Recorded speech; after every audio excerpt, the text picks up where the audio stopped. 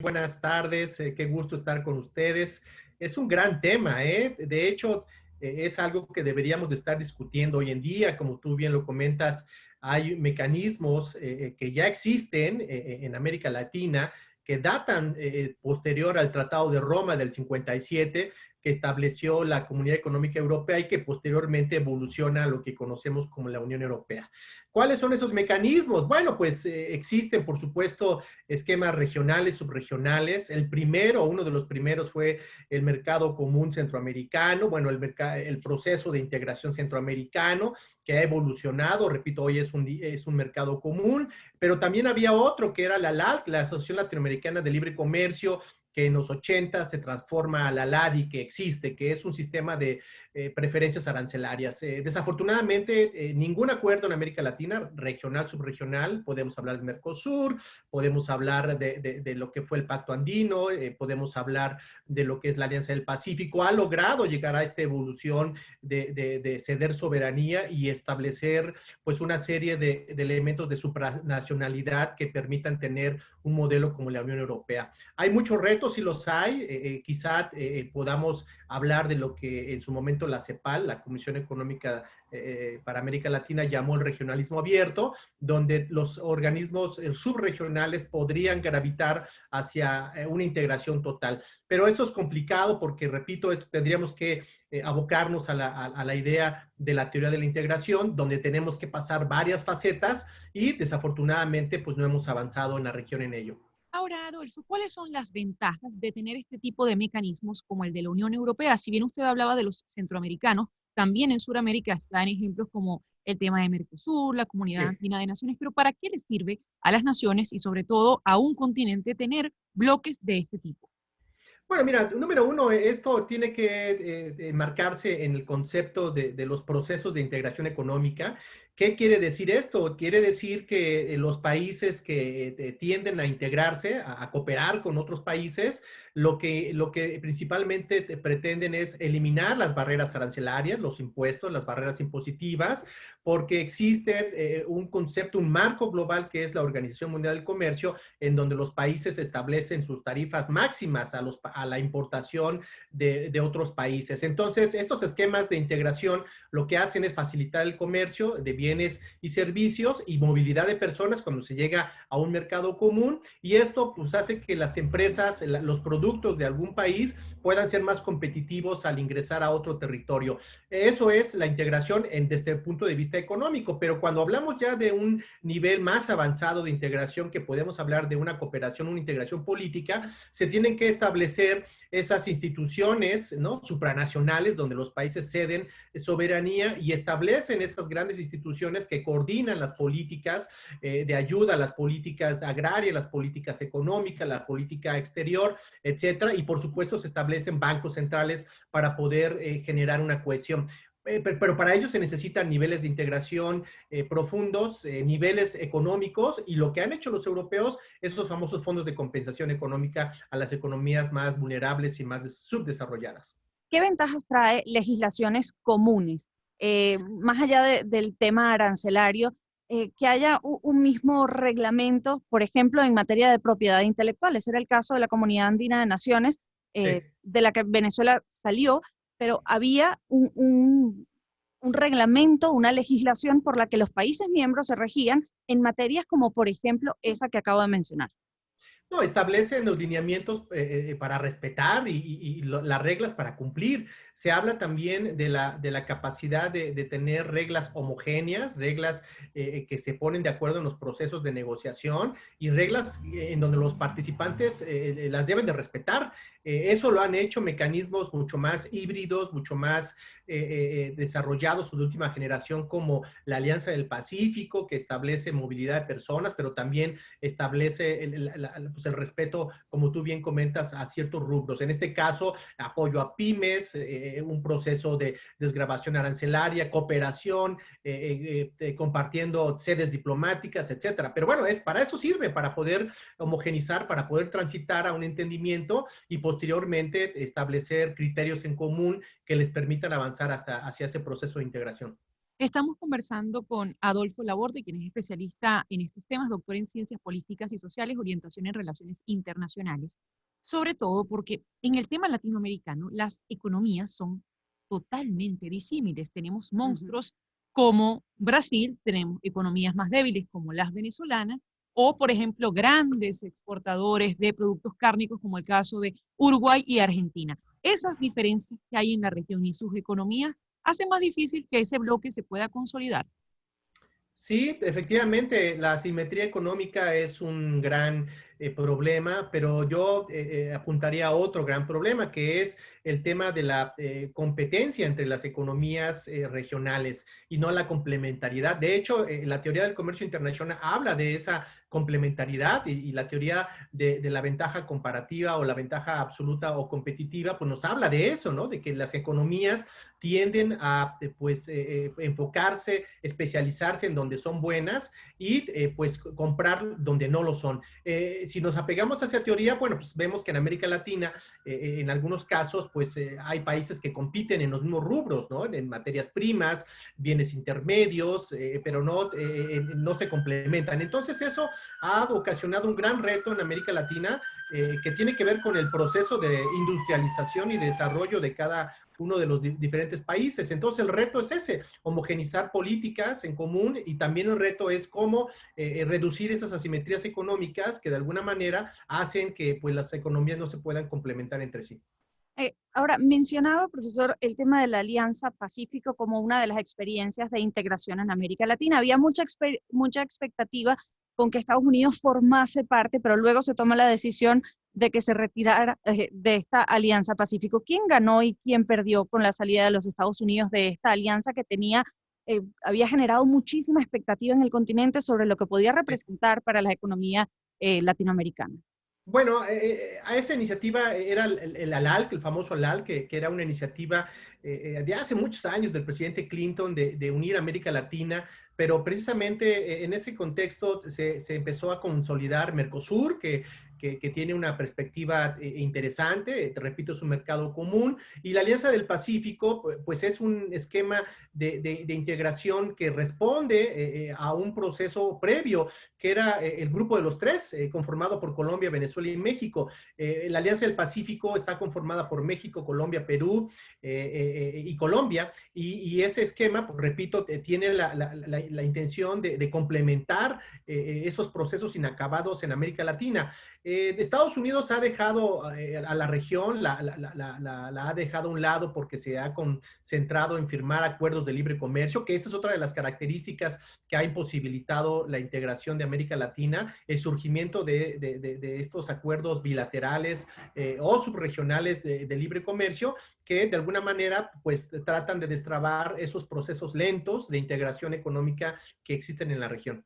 Ahora, está el tema también de las monedas únicas. ¿Eso tiene algún tipo de ventajas, desventajas en el tema de la región? O al menos quizás no la región completa, pero Suramérica, Centroamérica, Sí. pedazos de bloques de todo el continente.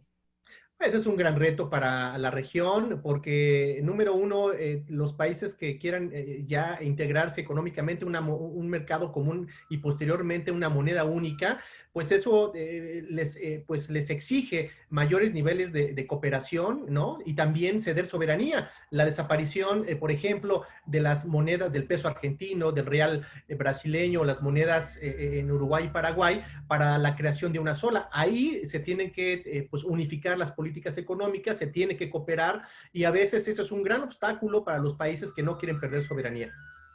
Profesor Laborde, nos corresponde hacer una breve pausa en el programa, pero al regreso nos gustaría conversar otros temas, por ejemplo, la camisa de fuerza que podría representar para algunos países ser parte de los bloques, analizando también lo que ha ocurrido en el caso del Reino Unido con el Brexit y su Con mucho, salida de la Unión Europea. con mucho gusto.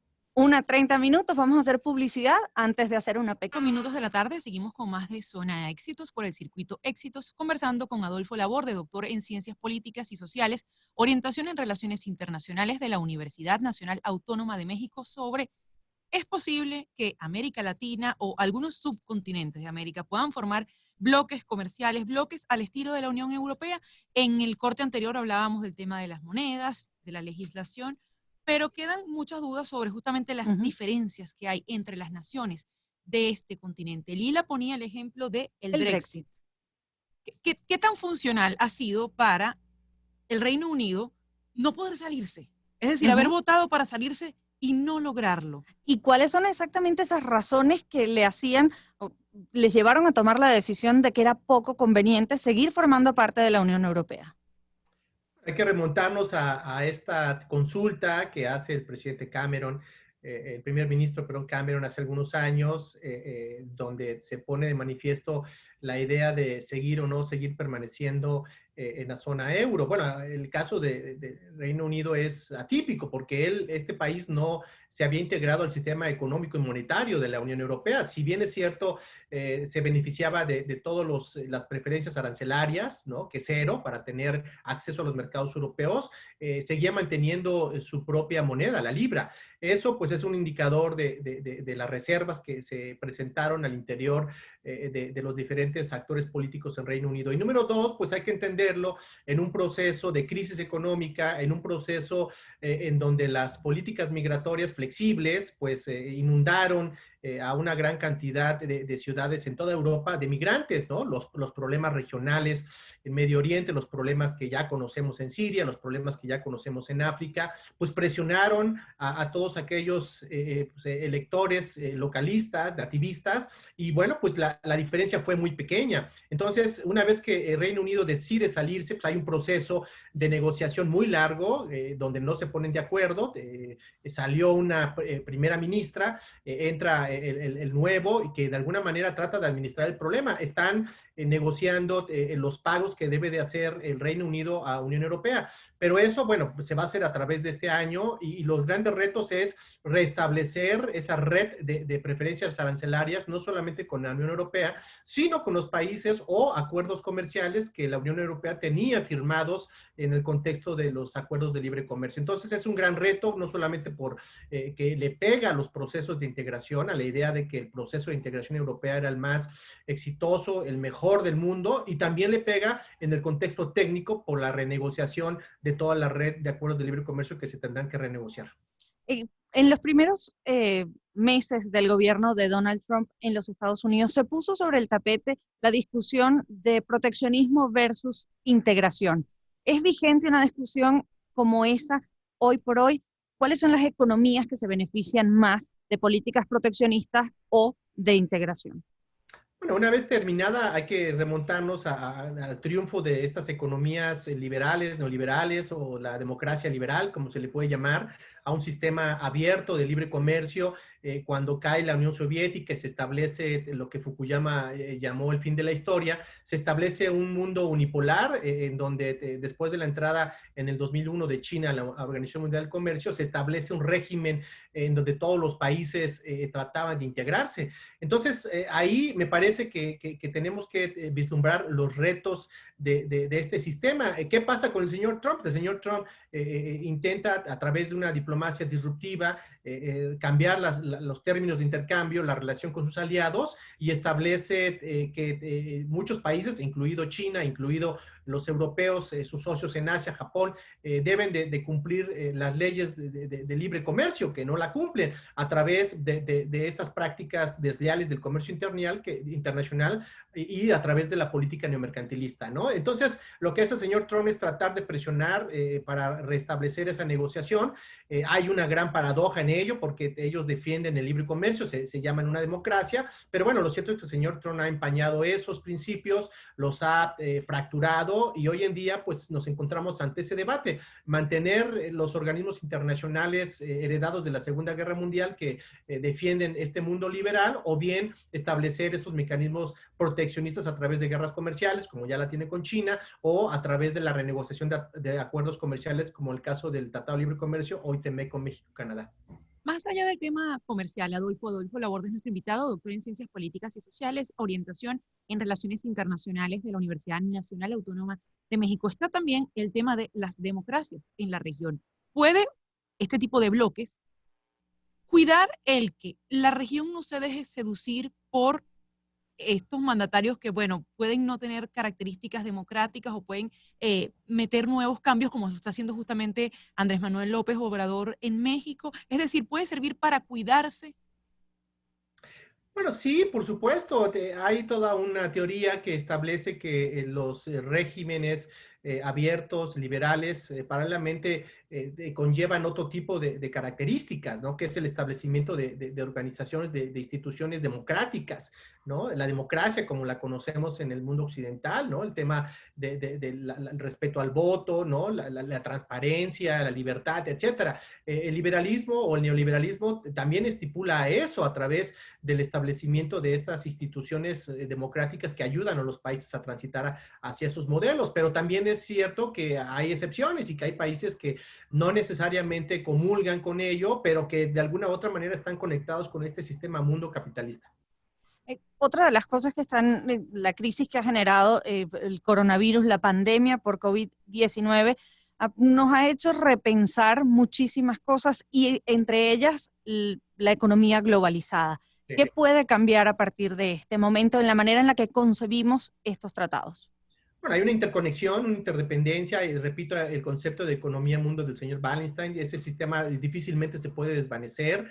Hay, a través de estas grandes instituciones y a través de estos esfuerzos regionales o subregionales de promover el comercio, eso va a ser muy difícil por la interconexión, por el tema que se está transitando. ¿Qué va a cambiar? Pues van a cambiar las reglas de intercambio, por supuesto, van a cambiar por las estrategias de promoción, va a cambiar, por supuesto, el concepto de las grandes cadenas de valor que ya existían, va a cambiar la interdependencia, nos tendremos que enfocar o transitar hacia nuevos modelos de negocio donde haya mayor sustentabilidad y, por supuesto, dentro del concepto de la teoría de la oferta y la demanda, pues van a subsistir los que tengan la capacidad de vender más barato, los que puedan vender a precios más competitivos y de mejor calidad. Y ahí, pues, me parece que va a ser el gran reto para las grandes empresas, para las pequeñas y medianas y, por supuesto, para los países de la región que de alguna manera, pues, van a tener que tratar de adecuarse a esta nueva realidad económica. Adolfo, un gusto haber estado con nosotros durante estos minutos en Zona Éxitos. Muchas gracias. Era Adolfo Laborde, doctor en Ciencias Políticas y Sociales, orientación en Relaciones Internacionales de la Universidad Nacional Autónoma de México. Ya son las 1:43 de la tarde, vamos a escuchar algo de música y al regreso nos quedamos en México.